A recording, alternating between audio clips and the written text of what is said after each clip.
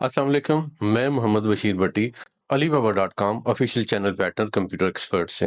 Alibaba.com दुनिया का सबसे बड़ा B2B यानी बिजनेस टू बिजनेस प्लेटफॉर्म है और ये 4 अप्रैल 1999 को हांगजू चाइना में मिस्टर जैक मा ने लॉन्च किया। जब इंटरनेट वजूद में आया तो लोग अपने रवायती कारोबार करने के तरीकाकार को तर्क करके ऑनलाइन बिजनेस की तरफ मुतवज्जो हुए और उसी वक्त ई कॉमर्स का वजूद हुआ। ई कॉमर्स क्या है? इंटरनेट पर आप कोई भी चीज़ खरीदें या बेचें तो उसको ई कॉमर्स कहते हैं और ये आप अपने कंप्यूटर्स, टैबलेट्स या मोबाइल डिवाइसेस के साथ आप कर सकते हैं। इसके साथ आपको दुनिया की बहुत बड़ी मार्केट की एक्सेस मिल जाती है और ये शॉप आपकी जो है ये 24/7 होती है। दैट मीन कि इसके लिए कोई बाउंड्रीज नहीं है कि ये किस वक्त आप जो है एक रवायती इस तरीके से शॉप आप ओपन करते हैं, बंद करते हैं। नो, ये आपकी 24 घंटे सर्व करती है आपको और इसकी कोई बाउंड्रीज भी नहीं है। ये बॉर्डरलेस है। ये पूरी दुनिया के अंदर जो है इसका जो है एक्सेस होता है ऑनलाइन शॉप। स्क्रीन के ऊपर इस वक्त एक हमारा B2B और B2C कंपैरिजन चार्ट है। अब B2B बिजनेस बेसिकली क्या है? B2B बिजनेस वो है कि जिसकी दोनों तरफ जो है बिजनेसेस होते हैं। दैट मीन कि जो प्रोडक्ट बनाने वाला, जो प्रोडक्ट बेचने वाला और जो प्रोडक्ट खरीदने वाला, वो बेसिकली दोनों बिजनेस एंटिटीज होती हैं।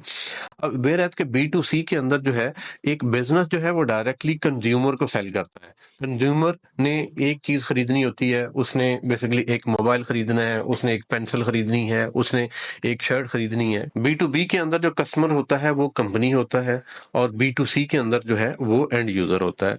B2B बिजनेस के अंदर जो फोकस होता है वो कम्प्लीटली रिलेशनशिप के ऊपर होता है, वेयर एज के B2C के अंदर जो है वो प्रोडक्ट के ऊपर होता है।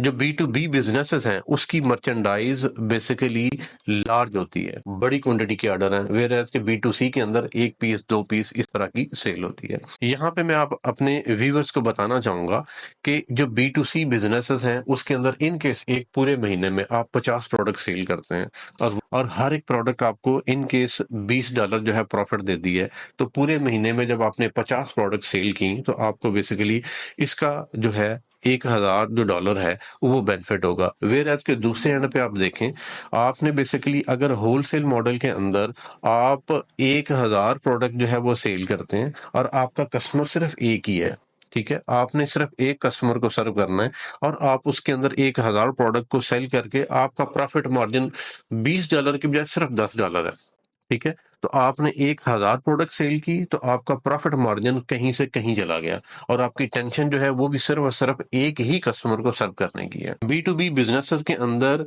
रिलेशनशिप होराइजन जो है वो लॉन्ग टर्म होता है।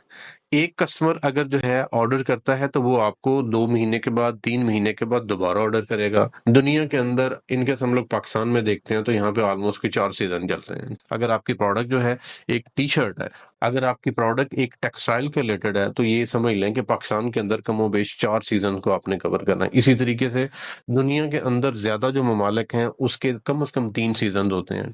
तो इन केस अगर किसी एक कस्टमर को आप होलसेल प्रोडक्ट के साथ सेटिस्फाई कर लेते हैं, डेफिनेटली वो आपको री ऑर्डरिंग करेगा। दैट्स वाई जो B2B बिजनेसेस हैं उसके अंदर जो होराइजन होता है वो बहुत लॉन्ग टर्म होता है, वेयर एज के B2C के अंदर सिर्फ जो है एक यूजर आता है, प्रोडक्ट परचेज करता है और साइड पे बाइंग और सेलिंग साइकिल इसका जो है B2B का लेंथी होता है, बिकॉज ये प्रॉपर इसके पीछे एक प्लानिंग होती है, एक डिमांड के ऊपर जो है वर्क करना पड़ता है, सैम्पलिंग होती है, उसके बाद जो है ये ऑर्डर जो है वो सर्व होता है। वेयर एज के B2C जो है वो बिल्कुल एक शॉर्ट टर्म होता है। किसी वक्त बंदे की एक नीड होती है कि जी ठीक है, मुझे ये ग्लासेस चाहिए, मुझे ये जो शर्ट है वो चाहिए, मुझे ये कोट चाहिए, आप उसी वक्त बैठ कर उसको परचेज करते हैं, उन साइड पे हो जाते हैं। अभी स्क्रीन के ऊपर B2C प्लेटफॉर्म के एग्जांपल्स अवेलेबल हैं। अमेजोन, ईबे, इट्सी, वॉलमार्ट, ये बेसिकली B2C प्लेटफॉर्म्स हैं।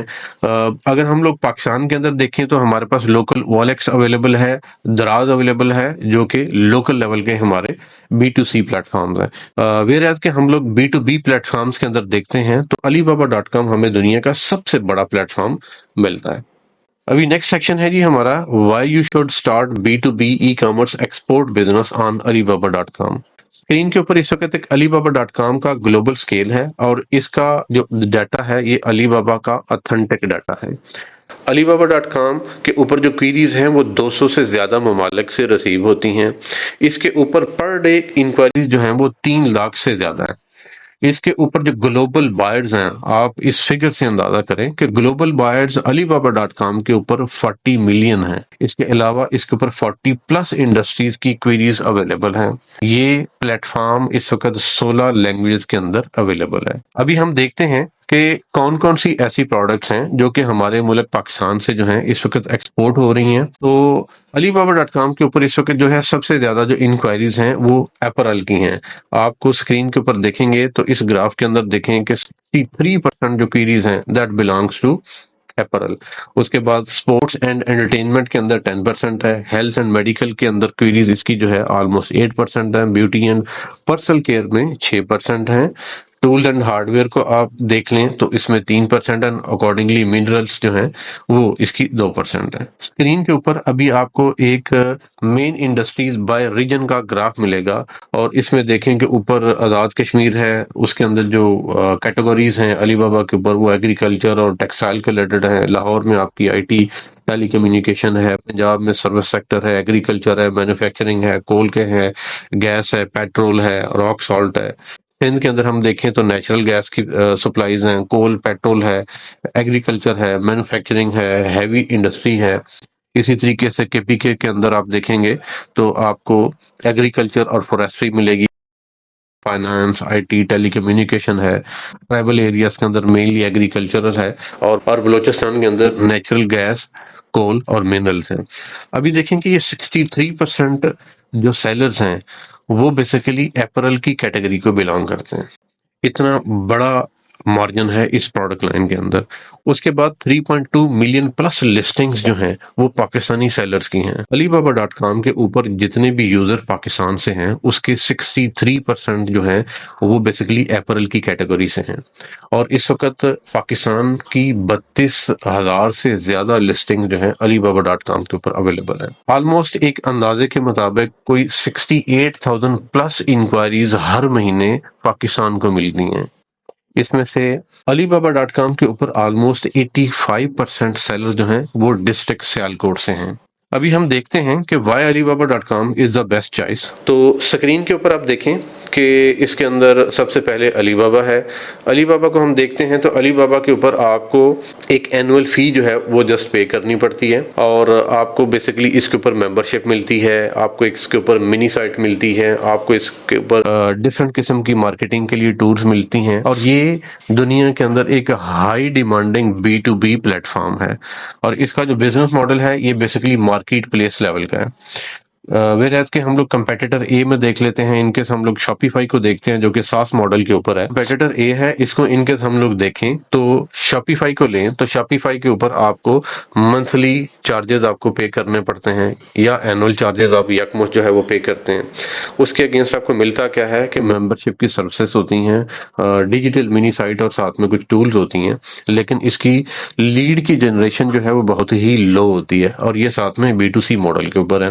कंपेटिटर बी के अंदर हम लोग देखें तो कंपेटिटर बी में आपके पास अमेज़न आ जाता है, आपके पास eBay आ जाता है, Etsy आ जाता है और मिनिमम जो है इनके जो सेल्स के ऊपर एक्सपेंस आपका आता है पर ट्रांजैक्शन, ये जो प्लेटफॉर्म्स लेते हैं ये कोई 25% से लेके कोई 35% तक लेते हैं। और इसके साथ आपको मेंबरशिप की सर्विसेज नहीं मिलती। डिजिटल मिनी साइट अवेलेबल होती है, टूल्स अवेलेबल होते हैं और हाई डिमांड जनरेशन इसके अंदर B2C के प्लेटफॉर्म के रिलेटेड होती है। अभी हम एक छोटा सा एक्सपीरियंस करते हैं। अभी हम Alibaba.com का यूजर एक्सपीरियंस करते हैं तो ये स्क्रीन के ऊपर इस वक्त Alibaba.com का मेन पेज है। इसके ऊपर आप देखें तो हमें एक सर्च बॉक्स जो है मिलता है। इसके अंदर हम सर्च करते हैं टी शर्ट्स के ऊपर, ठीक है। यहाँ पे हमने अपनी सर्च क्वेरी पुटअप की और फिर सर्च के ऊपर क्लिक करते हैं। उसके बाद स्क्रीन के ऊपर हमें मुख्तलिफ किस्म के रिजल्ट्स जो हैं यहाँ पे अवेलेबल होते हैं। हम इन रिजल्ट्स को देखते हैं तो इसमें जी सबसे टॉप के ऊपर एक जो है क्राउन प्रोडक्ट है। उसके बाद जो है फिर फर्दर जो है यहाँ पे कुछ इसकी KW की जो एडवर्ड्स की कैंपेन्स हैं उसके ज़रिए जो है कुछ 5 रिजल्ट्स जो आते हैं। मल्टीपल लिस्टिंग्स हैं, इन लिस्टिंग्स के ऊपर जब हम क्लिक करते हैं तो क्लिक करने के बाद हमें यहाँ पे उसकी मल्टीपल इमेजेस मिलती हैं, उसके प्राइस ब्रेकडाउन, उसके साथ में जो है कलर ऑप्शन वगैरह मिलते हैं। और यहाँ से आपको एक ऑप्शन मिलता है स्टार्ट ऑर्डर रिक्वेस्ट। तो इसके ऊपर जिस वक्त यूज़र क्लिक करता है तो एक कस्टम इंक्वायरी प्लेस होती है। तो Alibaba.com के ऊपर इस तरीके से एक इंटरनेशनली बायर जो है आपको सर्च करके तो यहाँ पे आता है और आपके लिस्टिंग के ऊपर आके इस तरह से कस्टम इंक्वायरीज आपको मिलती हैं और फिर आप उसको रिस्पॉन्स करते हैं।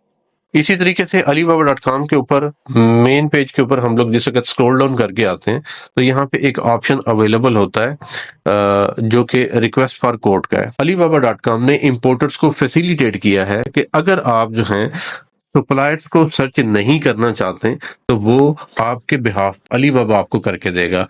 वो कैसे कि आप यहाँ पे क्लिक करें, क्लिक करने के बाद एक फॉर्म आएगा रिक्वेस्ट फॉर कोटेशन का। वो जिस वक्त इंपोर्टर अपनी डिमांड वहां पे पुटअप करता है तो वो डिमांड जो है यहाँ पे ऑर्डर की शेप में आ जाती हैं और ये सारी की सारी डिमांड जो है वो अवेलेबल होती हैं। अलीबाबा का एक डिफरेंट मॉड्यूल है sourcing.alibaba.com, उसके ऊपर ये इंक्वायरीज अवेलेबल होती हैं। तो इस तरह से Alibaba.com के ऊपर दो टाइप की इंक्वायरीज आपको मिलती हैं, एक कस्टम मिलती हैं और दूसरी पर लीड्स पड़ी होती हैं, उसको हम RFQ रिक्वेस्ट फॉर कोड कहते हैं।